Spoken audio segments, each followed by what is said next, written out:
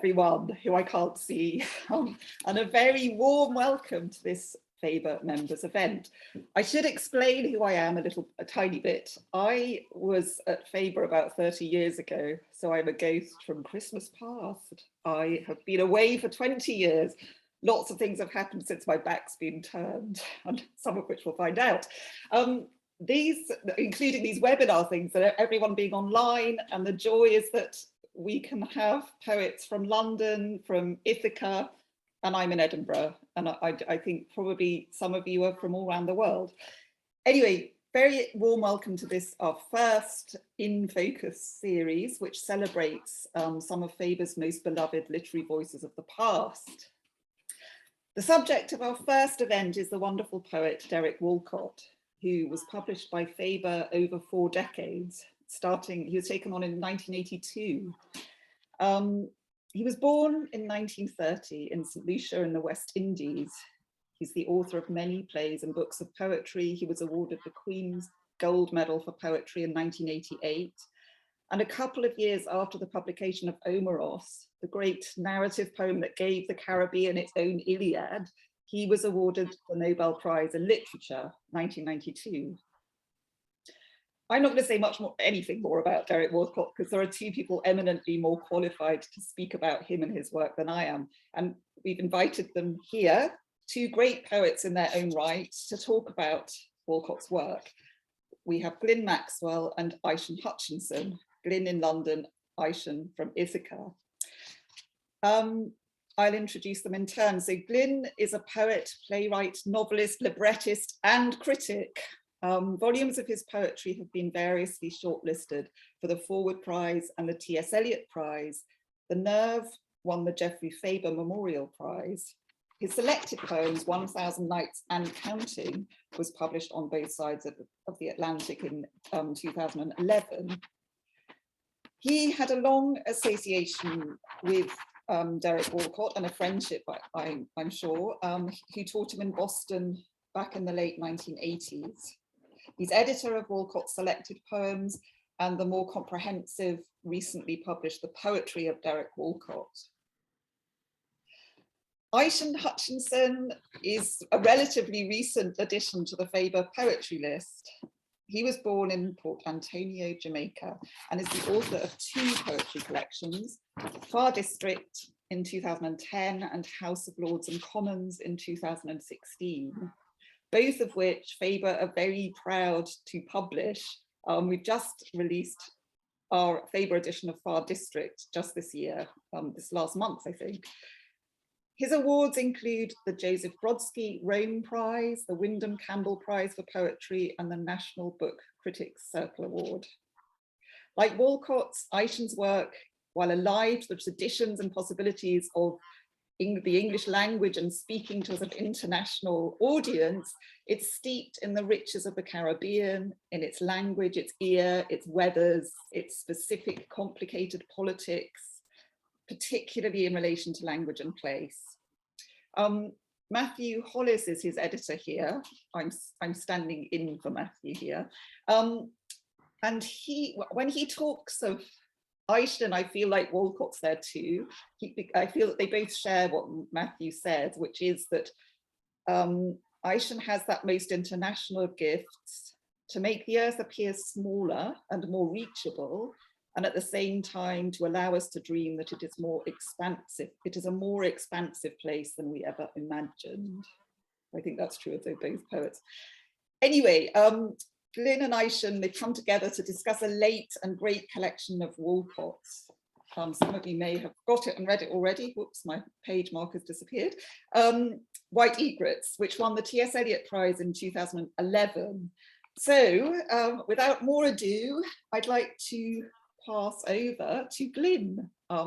Thank you very much. I'm going to disappear, so not to distract anyone. I will return.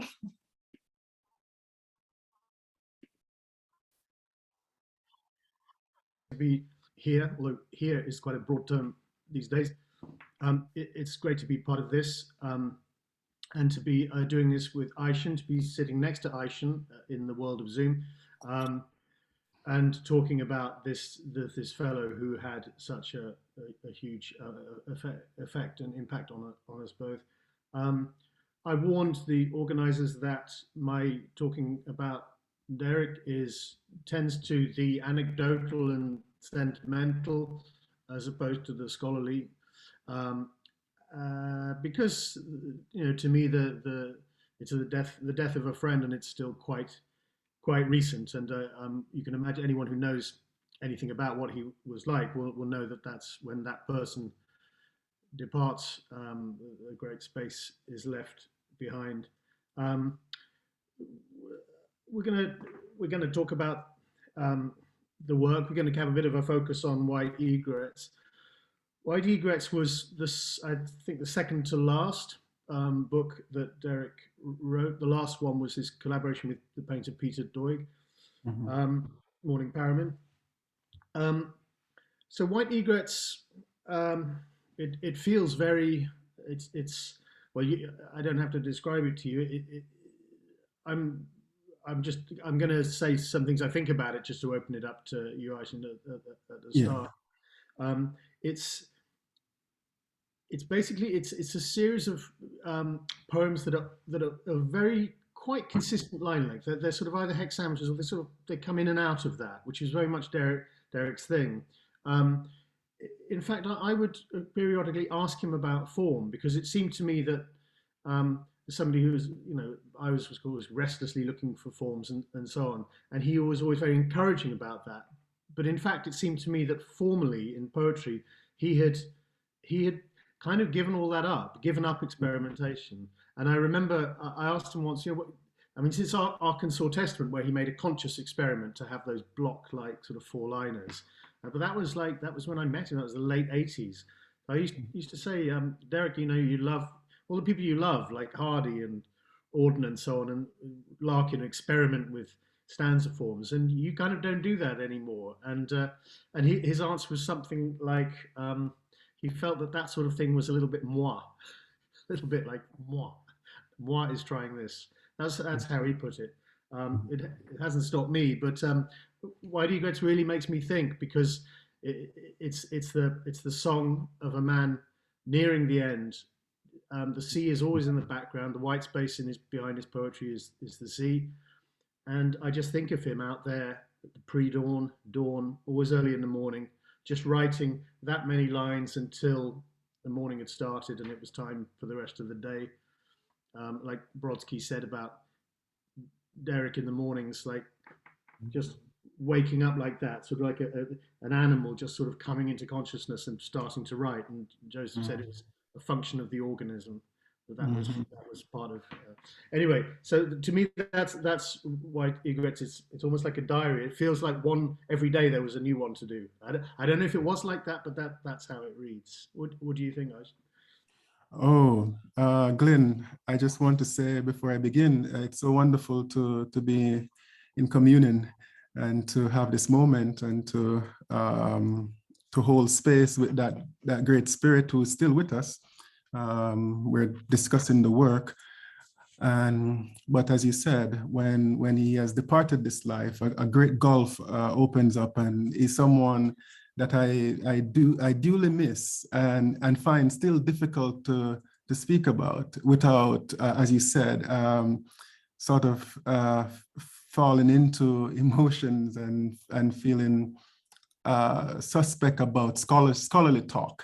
So I also don't have any to offer by way of that kind of framing. I would say I agree with you on the style of the book, the formal shape of it, of White Egrets. Those verse paragraphs, sort of blank verses, moving, I think, between pentameter and hexameter, sometimes a little bit longer. And of course, he has the finish of rhymes running through most of those poems. So in a sense, they feel too like extended sonnets, because they are mostly over 14 lines, but none quite over 20 lines. And so they do have that kind of Shakespearean finality with the sonnet form, which is intriguing. And I didn't know you had that conversation with Walcott about sort of why the experimentation ceases for him in this text, at least formally.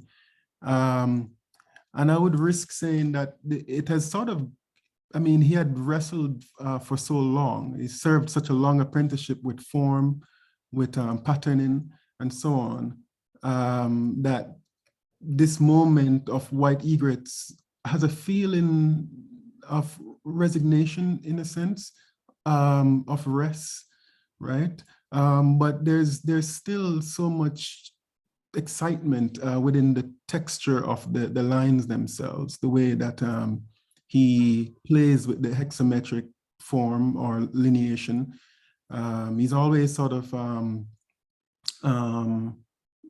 shifting where you expect a stress to fall, for instance, or where one isn't supposed to be, he places one. So something about the let's put it in quotes, the artificiality of poetic making is very much present, but the natural voice overcomes that artificiality, and brilliantly in this text. I think about one of the words that run through the poems, a word that keep coming back is astonishment, right? And the astonishment of the diaristic astonishment, the astonishment of daily life, of, as you said, waking up and feeling just the joy of being alive and being present in the world, even though, as we know, Walcott was very ill towards the end of his life, suffering from diabetes. If we don't know that, the book tells us, because many references to his illnesses and to just the struggle of aging, but there's the astonishment of grace that keeps coming back in these texts. And so these poems end up being a kind of, it's an elegiac book, but it's a book of praise nonetheless. And it's also very funny.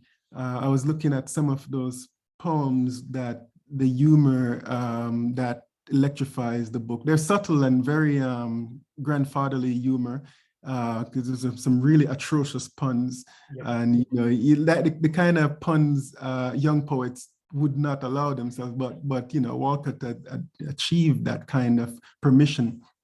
And in fact, I want to read one of those poems that blend this humor and ease, but the note of fatality is very much running through the poem. But it's something about the way the poem is made resists being one of just a catalog of melancholy, or the inevitability of death, and so on. That there's a force of resistance that pushes through. It takes the chord of humor, but it also takes the chord of astonishment and praise. So I'll read one of those, and the one I have in mind is poem 23. And if those who are joining us, and hello everybody, thanks for being here with us. If you have your text, if you have white egrets, you can open to page 56 and look away from the screen and to the words. What? You're going to be Superman at 77? Got your weight down? All right. You have lost 7 pounds, but what you have also lost is belief in heaven as dear friends die. Still making his rounds, the postman, the skider, Basil, whatever you call him, a cyclist silently exercising on Sunday down a shade-striped avenue of Casarinas with bursts of foam on the breakwaters wall. I'm sure everyone knows it will happen one day. The yachts nodding agreement in all the mariners, the blackbirds in frock coats, the frog staccato him, 7 less pounds and you will need a slimmer coffin. You suffer from a furious itch that raises welts on your neck and forearms. So now you swim early in the morning to avoid the sun. Fear melts before daylight's beauty, despite all that coughing. Yeah, so it's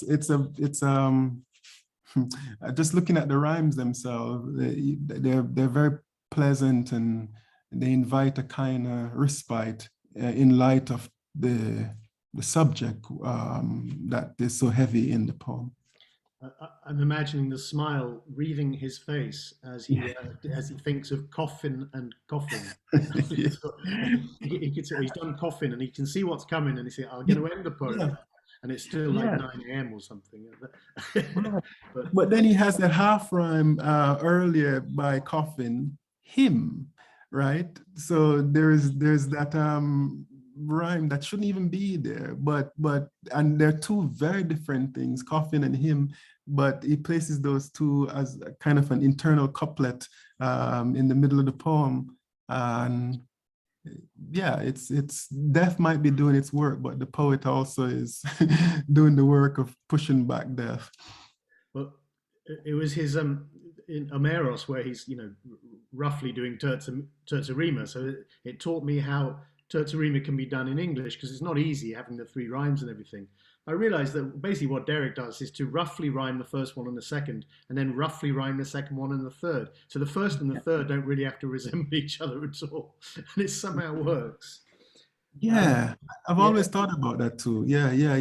And yeah, it's an interesting, because you're right. If you look back through the corpus of his work, you would see that method as you have described it, right? And there's a way that it's probably around the 3rd or 4th line of a Walcott poem, the tension just comes at you, because the turn there is suddenly unexpected, and we don't know where it's going to go from here on out. What he does with rhyme, it seems to be in White Egrets specifically, but elsewhere, as obviously in Omeros there are rules to observe, but the rules that seem in White Egrets, this is what I love about it formally, is that he does what not enough people do, which is to sometimes rhyme or to sometimes obey the rules. So it's not a case of you're writing formal poetry or you're not, or you're writing blank or you're. It's not that. It's like this is a good chime, I'll do this, but sometimes you get kind of orphans that don't rhyme with anything, and it's like it's just that beautiful tension between the constraints of being alive and the freedom to still cry out, And that's what, I don't know, to me, all poetry should be doing something like that. I mean, I just from talking to you actually in the last few minutes, I think I've cracked the thing about the form in White Egrets. It's that. Yeah. I mean, and maybe earlier he didn't want, because the sea is an ever present, because the tide is ever present. He didn't want to make formal moves that the tide wasn't making. So so you could have like a 2-beat, 5-beat, 3-beat, 5-beat, that kind of like Hardy stanza. Yes.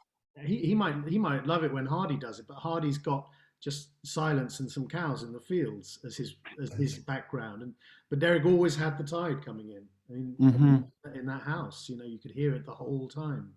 Yes, you're right. And absolutely, the tide, the auditory presence of it in the lines is very strong. And I can't think of it without imagining the ancestral pain that it's also conveying, because those tides are still the rhythms of the past, of history, and the violence within those,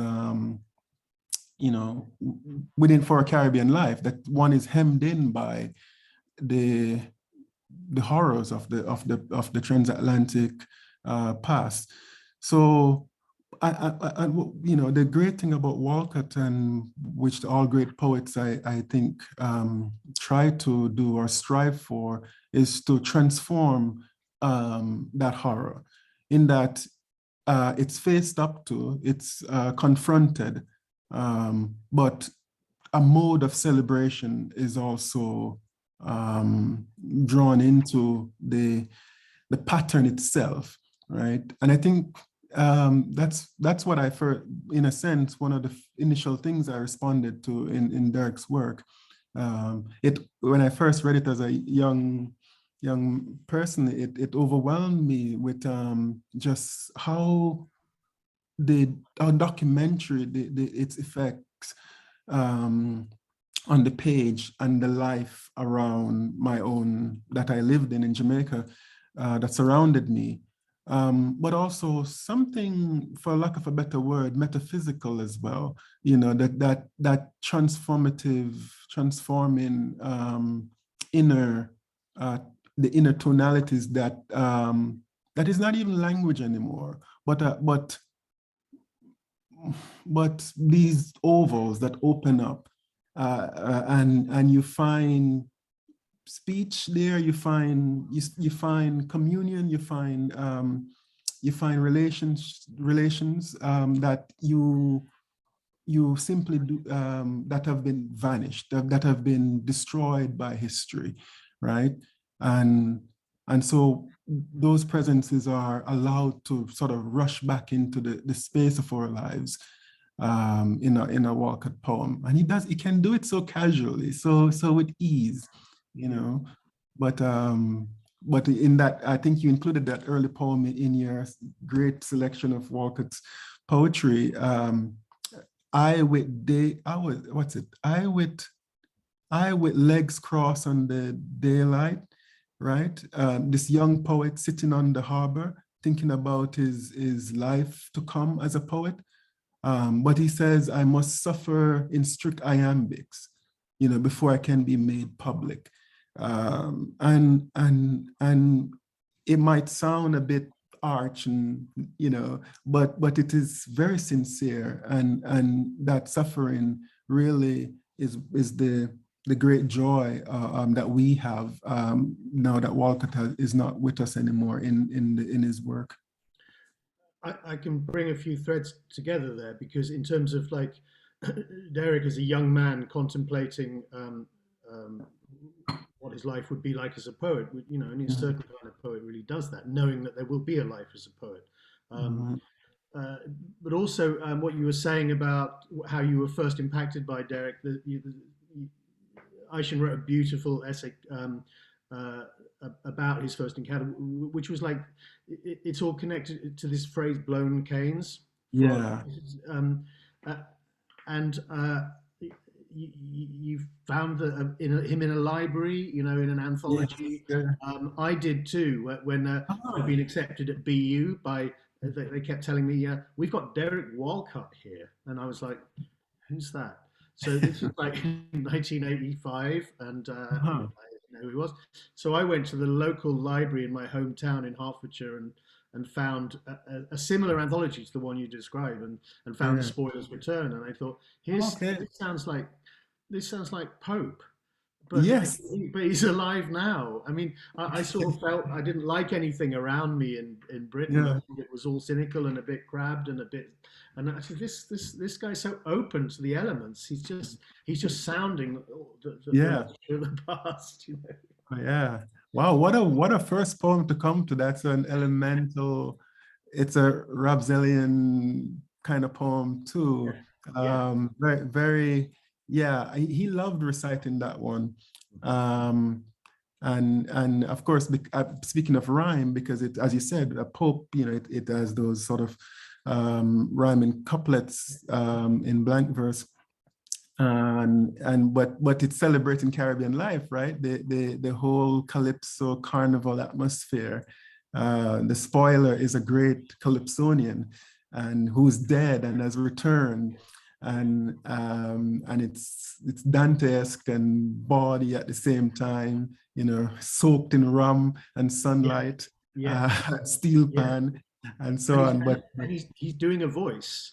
And yes, in a voice. Derek's greatest poems is when he's doing a voice, like the Schooner Flight. He's doing a voice. So I wanted to use that as a reason to ask you about the Mariner's Progress, which is an extraordinary poem.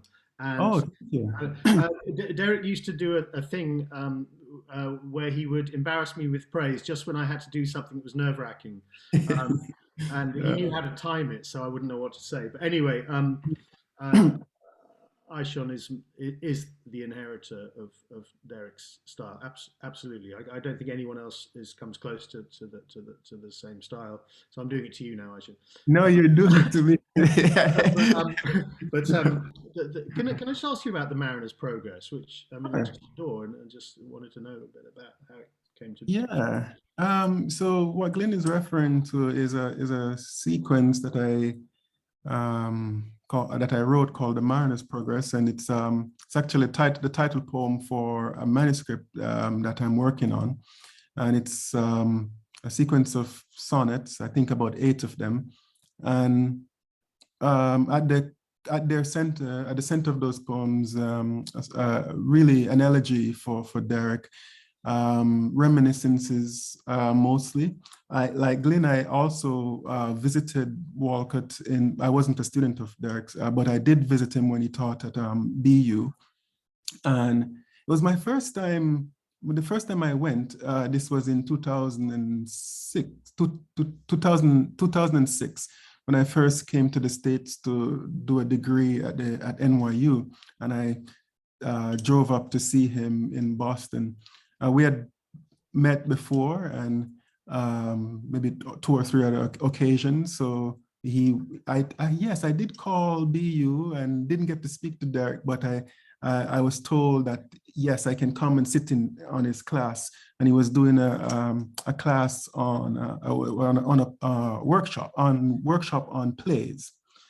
So I went and sat in, but it was in autumn, late autumn. And I had never seen Derek in autumn clothing. This is an odd thing to recall. So it's autumn, not yet that cold, but he was wearing this big, heavy overcoat, this wool thing that was so gigantic and heavy on him.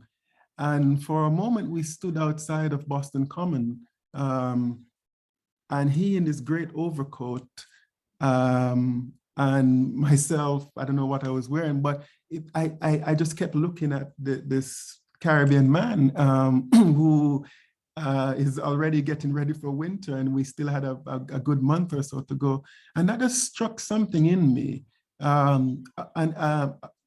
Just as casual as that might seem, but here's someone who had to, in a sense, suffer an exile for his work. And that work matters to the Caribbean. Of course, by that time, Walcott was a very, as he called it, fortunate traveler.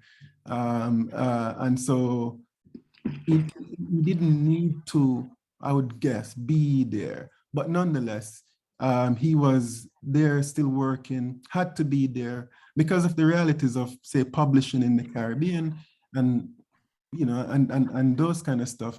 So I was reading that into the stature of the man wearing the overcoat. So those little memories sort of are built around in the poem, which are various encounters of Walcott in different countries, in fact. So thanks for mentioning it, Glenn. Honestly, the Mariner's Progress is a really a glorious poem, and I do think, I mean, I always called myself, the other fortunate traveler, because I applied to 40 universities, and wow. when I was just out of university, and I got about 6 replies, one of which was BU, but there were some other possibilities. And then they phoned up and said, we have Derek Walcott here, which I didn't understand. But Right. I ended up, of all the 40, I ended up going to BU and meeting him. And I say that no one ever believes me when I say this, but the first published poets I met were him, Heaney, and Brodsky, because they were his mates and they were all in the area. So talk about fortunate traveling. Yeah. I did a bit. Yeah. But though it was, my relationship with him was a sort of completely ideal mentor-mentee relationship. I mean, it really was in lots of ways, because I didn't know anything, and I wanted him to tell me everything. I didn't come to him saying I'm already a hotshot, you know, because he was there. He was there to just strip you of that. Yes, He yes. just told me you're a poet, but you haven't written any poems yet. You know, you Right, don't know right. what you're doing. You're lazy. I know. I asked me where's my book. That when I went to see him in Boston, it was like, you saw me 3 years ago as an undergraduate university student, and in Jamaica, and now your question is, where's my book? But I mean, the thing was that although it's an although statement, although we were very well suited as master and student, um, you can't particularly find his work in what I do. We're really different. He made me read all of Auden and all of Edward Thomas and all of Frost. So in that way, he sort of got me to the places I needed to get to. But I mean, I always make jokes about things for 10 years and then I realize I'm serious about them. I'm thinking about growing up in suburban Hertfordshire compared to growing up in St. Lucia. I thought, well, I'm never going to be this visual poet that Derek is. Who can be anything like that? Well, Yeah. you come close. But so I don't feel stylistically I'm from that stream. But I want to sort of I want to shift a little bit into the sort of legacy of Derek's work, but I want to talk about you to sort of get there. When it seems to me when a poet, a truly kind of monumental poet, casts a shadow over. I mean, casts a shadow because the sun's shining, or not because it's a dark thing, because the sun's shining on an area of culture. So, like, sort of roughly a geographical region. Then the next generation is going to have to do, or the next two generations are going to either going to be fire and turn your back on it and burn it down and say that's not what we do here, or you become a stream, or you grow from it and you become a stream. And it seems to me that of all the responses in terms of Caribbean literature, I think you are the inheritor of what he does. Your poetry is the closest I can find to what he did in terms of the sensitivity of lines to see, feel, remember, and synthesize, and then take a blank, then have a line break or stanza break, and then return to it. But the thing about that your work has in common, I'm going to stop praising you after this because it's going to be too much. The thing that I think you do have in common with Derek is that Derek is an exceedingly metaphorical writer, but metaphor never takes you away from the scene. It's always implicit in where he's sitting, where he's looking, or where he's walking. Whatever the metaphor is, it's still there in the leaves. It's in the sky. It never takes you away. And I think metaphor is a dangerous, volatile chemical. And people, you have to use it well. But when I see how you do it, I think that's the way Derek did it too. Yeah. What I would say to that, perhaps one way I think of it is the fact of island life. It's a life that is it's paradoxical. You're confined, yet you stare out into infinity, right? You can only go so far, and yet there's this ongoing space, right? So much actually contrary to this notion of smallness. The Caribbean is very expansive, and that's what you get in Walcott. That's what you get in the great poets of the Caribbean, and which is what I think is still happening in not just poets but writers in general from the region, which is still very much the case in contemporary Caribbean literature. This groundedness, as you speak of it, this sense of the fauna and the flora and the life of the sea, the lives of people, and so on. I think Walcott brought his own unique sensibility, right? He's a complex figure, and I think within that complexity, writers, poets who have followed his work have digested what means the most for them in their own writing. And you're right. I myself do not think of Walcott as a shadow, or if he's one, is a very benign shadow, because I would have to think it's the only time that I allow myself to do this within terms of chronology of what constitutes Caribbean literature, right? In fact, some of our founding Caribbean literature presences are still with us. They're older, but the great generation of Walcott, they were lucky enough to have had just only a few writers who were Caribbean born and publishing when they were young, right? Before that generation, nothing, or not nearly as much. So, my generation, the great fortune is that we can look at the sort of gradients of Caribbean writers. And I remember asking Derek actually his feeling about, this is in about 2014 or so. I asked him his feeling about Caribbean literature, poetry in particular.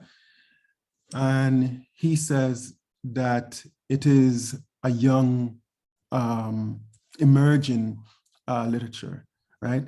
Yeah. And I was shocked at that statement sitting on his veranda, and he said it with such great humility, and he wasn't, just being nice to me or saying, something to pacify me or something like that, but he sincerely meant that we're at the beginning, right?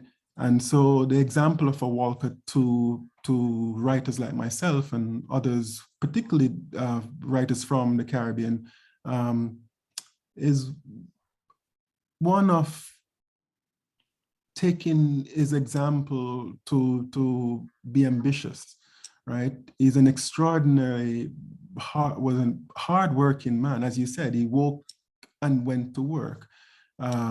This isn't unique to Derek, of course, but in terms of Caribbean writers who have that similar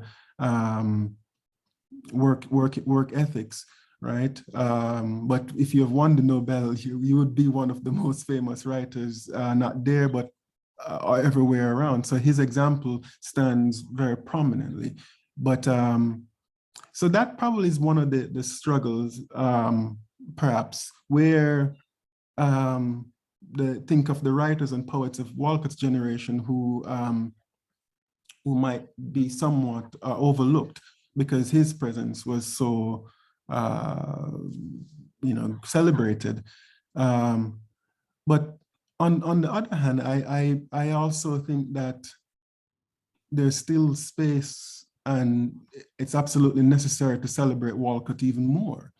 And it must be done along with the other writers and poets of his generation, of which there were, several. And because the Caribbean is a small place, most of them were friends with Walcott too, right? So it would be quite a beautiful undertaking to make sure that those writers and poets are also given their due.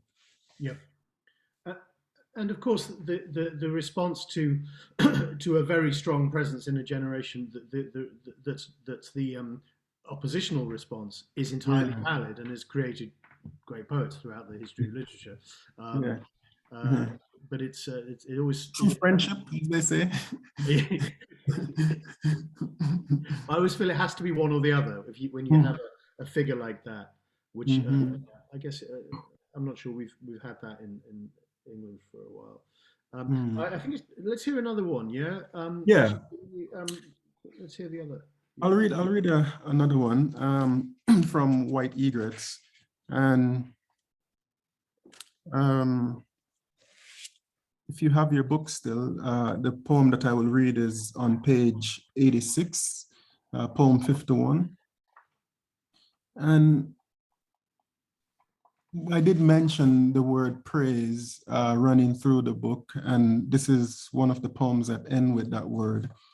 And it's one of the poems that I have returned to quite a lot.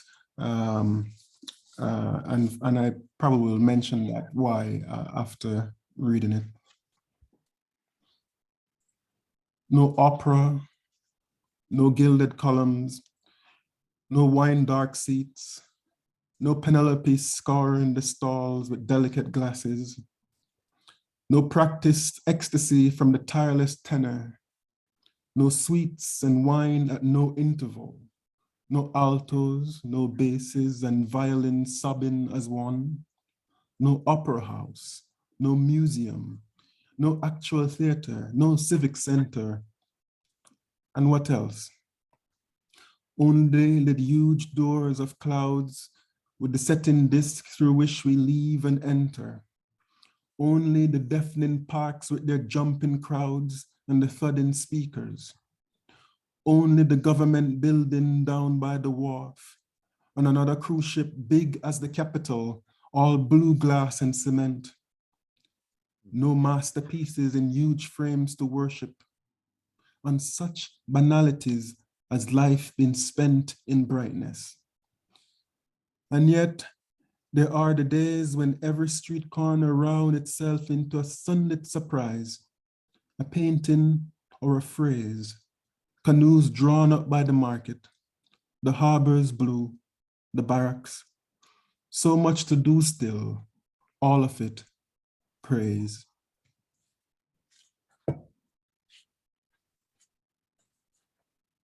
What do you make of that one, Glenn? I think that's the most beautiful choice to make. And I just wanted to point out, I mean, I've seen it before, but it just struck me anew. No wine dark seats. When Derek says no wine dark seats, you know he's kind of doing Homer, but he's also saying exactly what seats in an opera house look like. I mean, Precisely. just in that phrase, you know, that seems to be quite. Yeah, you know, it's the classic kenning, right?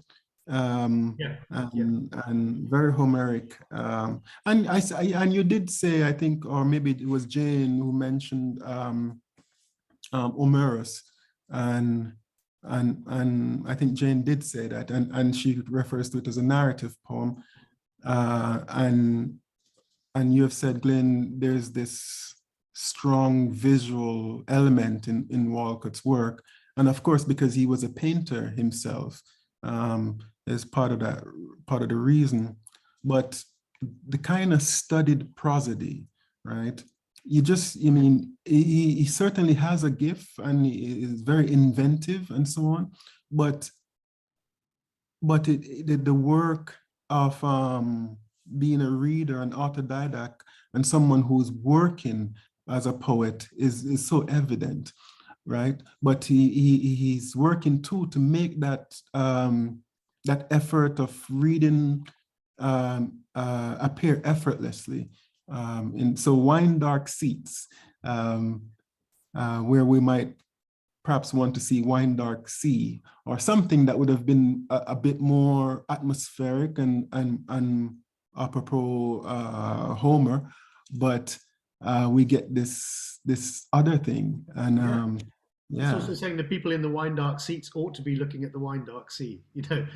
That's kind of there as well. Precisely, yes, you're right, because sea is there in seats. And I mean, you could, and this poem, I guess what you'd call it a sort of via negativa, right? It's all in a position, right? But then it starts to make these really fantastic noticings of what is there. And everything that is there, that is so banal and is as important as everything that's not there, and so on. But it's one of those poems where it's not saying, look, let's just then be cool with the fact that we don't have these trappings of Western civilization and the things that bring artistic practices and whatever it might be, you know, we shouldn't be comfortable with that, right? And this is the thing about Walcott's politics as well, that it's subtle. It's I would even call Walcott's politics a sort of elemental politics, because he's always sort of using nature as and I guess in this sense he's a classic romantic as the turning point to comment on social life, on the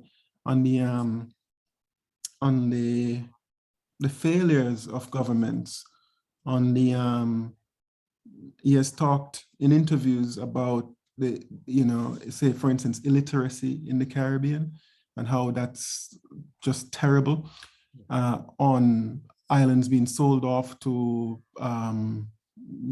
for the benefits of tourism.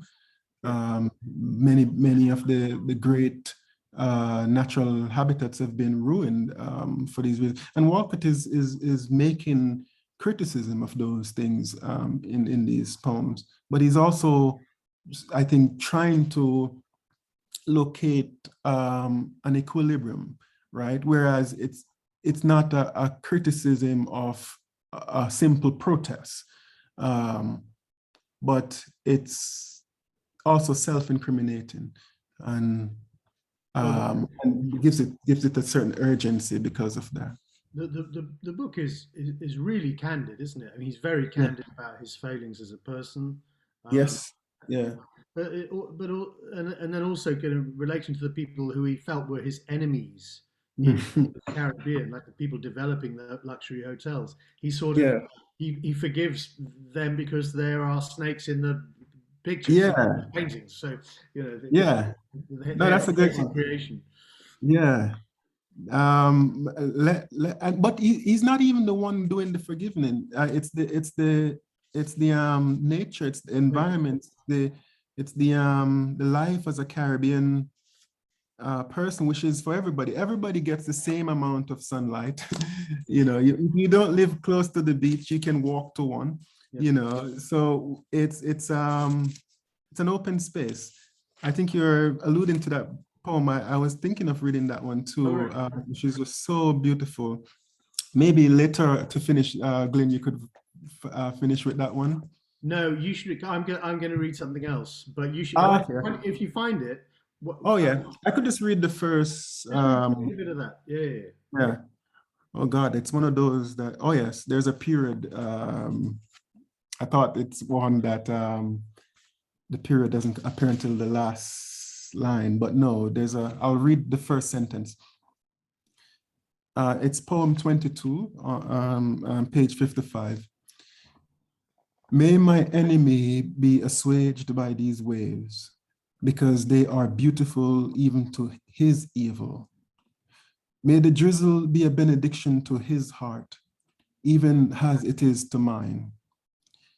They say here that the devil is beating his wife when the sun shines through the wires of fine, fine rain. I have to read a little bit more. It is not my heart that forgives my enemy his obscene material desires, but the flare of a leaf, the dart of a mottled dove, the processional surplices of breakers entering the cove as penitents enter the dome to the lace of an altar. Beauty so shapen neither condemns nor saves, like the tenants of my enemy's church, the basilicas of tumbling cherubs and agonized saints and riots of purpureal cloud. Though I have cause, I will share the world's beauty with my enemies, even though their greed destroys the innocence of my Adamic island. My enemy is a serpent as much as he is in a fresco, and he in all his scales and venom glittering head is part of the island's beauty. He need not repent. I loved how that there's a magical point somewhere in the middle of any great poem where you know you're not going to stop. You're not going to extract. Yeah, it's true. It's like, well, there's no, you have to keep feel going. the momentum there. I'm going to say, I know that Aishan, we could talk for hours about this, but we would end up gossiping about people we know True. in the Derek world, and it would be delightful for us and reminiscing about the fine times we had. But at my back, I was here, etc. Let me just. I'm going to finish with a little snatch of verse and then pass over to Jane. But do you want to say? Just want to finish off with anything? It's been delightful for me to be able to be with you in this forum. But what would you like to? Yeah. We'll. I'll see you in London soon. I just want to say that thank you, Glyn, and to Jane and Haley and Joe for organizing this. And it's always a privilege for me to have a moment to talk about Derek. My admiration is unceasing. I think he's truly one of the great poets of the last century in this. And it has been the great fortune of my life to have had moments with him. He was always very generous to me whenever we had encounters. So, and for that, I deeply admire him and his family, just his beautiful family who have also been very generous and kind to me as well. So I would say to others who are here who might not have white egrets, please pick it up. But also, if you really want the heavy this is, Glyn magisterial edition of Walcott's selected poems, generously edited with some of the great hits from Walcott's earliest beginnings. I think there are poems here that you would not find in any of his published collections, because there are some there are few, I think, that are archival work. The only thing I would love to see, Glyn, is an intro for this. I don't know. I mean, Derek and Jonathan, I sat down with them, and it's not that they didn't want me to do an introduction, but they just thought that they didn't need to be an introduction. And I would have done one gladly, but also felt it's less work to not have to do it. So fine. Otherwise, speaks for itself. It doesn't need to have me kind of waving at the beginning. A little wave is all right. A wink. But thank you, Glyn. So good to see you, and thanks to everybody who joined us. And I know, Glyn, you'll wrap up for us, and then we'll see. Great to see you, Aishan. Let's meet in person as soon as we can. I'm going to end with 4.5 lines from Aishan, because I honestly feel that he's the inheritor of I mean, obviously poets don't just grow up because of someone else. He's many other things too, but I just think in terms of that, the influences like the sun and like the sunlight, and it's like about influence, that it wasn't about being derivative. It wasn't about like trying to be like someone. It was way beyond that. It was taking someone in so you could move on past them and so on. Just it was. I mean, this is going to sound kind of silly, but I remember trying to write poems like Auden when I was young, because I was sad Auden was dead and didn't want it to stop. Wanted there to be more poems like Auden, and I couldn't compete with that. But that's the impulse. And when I see some of Aishan's lines, I think there's if you want to find Derek in contemporary poetry, that's where it is. There's other places too, but anyway, this is also really appropriate for what we've just been talking about. So I'll leave you with this and hand back to Jane. What you say is hidden in noon gossip. Yes, having a gift is to be called. Since it is given, let it go. The mind irons bronze in water, a voice radiating. We please our elders when we sit enthralled. Thank you. Not bad. That young man might have a future somewhere. Thank you. Can I just say, on behalf of everyone here, we can't see them, which is odd, but anyway, thank you so much. That was really moving. and illuminating and generous. I do take issue with you both, because you both started by saying, oh, we're not going to be scholars. And I just think that's complete baloney, because you've given beautifully scholarly insights into those poems, as well as really wonderful, generous readings, beautiful readings. So thank you so much. What a wonderful evening. We could go on all night, I think. But anyway, another time to be continued, in person perhaps. But anyway, a real huge thank you to you both for being so generous with your time and your brains. And good night to everyone here. Thank you for coming. Thank you. Good night. Thank you. Bye.